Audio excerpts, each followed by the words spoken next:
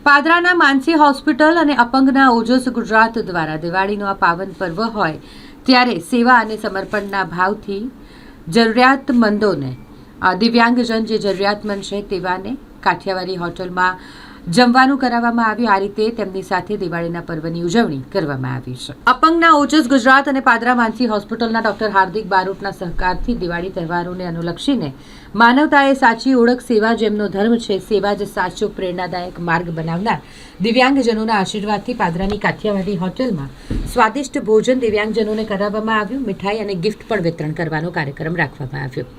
આ અવસરે અપંગના ઓજસ ગુજરાતના પ્રમુખ શૈલેષ સ્વામી દ્વારા જણાવવામાં આવ્યું કે વડોદરા જિલ્લાના નિરાધાર અને દિવ્યાંગજનોની સેવામાં દિવાળીની પૂર્વ સંધ્યાએ આ પ્રભુ સમાન દિવ્યાંગજનોને આજરોજ સાત્વિક સ્વાદિષ્ટ ભોજન કરાવી મીઠાઈ અને ગિફ્ટ વિતરણ કરવામાં આવ્યું। આ પ્રસંગે ડોક્ટર હાર્દિક બારોટ તથા ડોક્ટર માનસી બારોટ ખાસ ઉપસ્થિત રહ્યા હતા। આજરોજ સેવા ही સમર્પણના ભાવથી દિવ્યાંગ વ્યક્તિઓને દિવાળીની પૂર્વ સંધ્યાએ ધનતેરસના દિવસે જ્યારે લોકો ધનની પૂજા કરતા હોય ત્યારે અપંગના ઓજસ ગુજરાતના માધ્યમથી દિવ્યાંગ વ્યક્તિઓને માનસી હોસ્પિટલના ડૉક્ટર હાર્દિકભાઈના સહયોગથી દિવ્યાંગ વ્યક્તિઓને સ્વાદિષ્ટ ભોજન ગિરિગંગા હોટલમાં આજરોજ પીરસવામાં આવ્યું।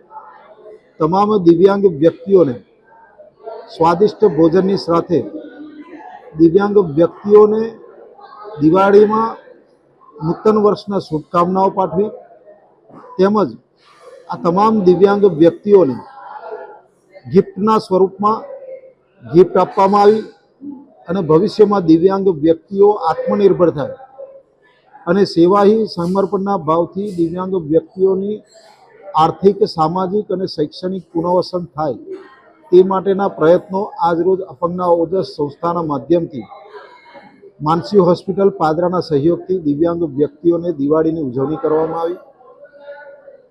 ભવિષ્યમાં આ દિવ્યાંગ વ્યક્તિઓ સમાજમાં પોતાનું સ્થાન અલગથી ઊભું કરે અને પગભર થાય, આત્મનિર્ભર કરવા માટેના તમામ પ્રયત્નો અમે કરીશું। સૌને દિવ્યાંગ વ્યક્તિઓને તેમજ સમાજના તમામ લોકોને હું આહ્વાન કરું છું કે આવો આપણે સૌ દિવાળીને અનેરો ઉત્સવ બનાવી અને દિવ્યાંગ વ્યક્તિઓના બનાવટની તમામ ચીજ વસ્તુઓ, દીવડા છે, મીણબત્તી છે, એવી વિવિધ પ્રકારની વસ્તુઓનો બનાવી હોય દિવ્યાંગ વ્યક્તિઓ તેનો ઉપયોગ કરીએ અને દિવ્યાંગ વ્યક્તિઓના જીવનમાં દિવાળીની અનેરી ઉજવણી કરીએ એ માટેની હું પ્રાર્થના કરું છું। આવો આપણે સૌ ભેગા થઈ દિવ્યાંગ વ્યક્તિઓના આર્થિક, સામાજિક, શૈક્ષણિક પુનઃસ્થાપન માટેના પ્રયાસ કરીએ।